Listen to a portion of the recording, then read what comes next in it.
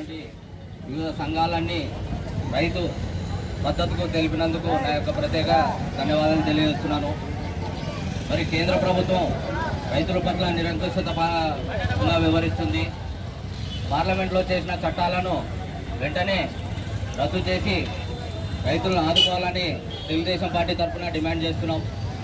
మరి రైతులు దేశానికి వెన్నెముక అంటారు. ఆ వెన్నెముకకే కష్టం వస్తే రైతుల్ని కాపాడేది ఎవరు అని చెప్పి మేము ఈ సందర్భంగా ప్రశ్నిస్తున్నాం. ప్రభుత్వాలు మారుతుంటాయి, వస్తుంటాయి, కానీ రైతులు శాశ్వతంగా వారి పండించిన పంటను అమ్ముకున్న స్థితిలో ఈరోజు దేశంలో ఏర్పడుతుంది. మరి గత 10 రోజులుగా ఢిల్లీలో రైతులు అహర్నిశలు వాననక ఎండనక ధర్నాలు చేస్తుంటే అక్కడ ఉన్నటువంటి కేంద్ర ప్రభుత్వ మంత్రులు మరి ఒక్కరు కూడా రైతు డిమాండ్లకు మద్దతు ఇవ్వడం లేదు. వారు చెప్పిందే చేస్తామని మేము రైతుల్ని ప్రశ్నిస్తున్నాం. మేము ఈ సందర్భంగా డిమాండ్ చేస్తున్నాం.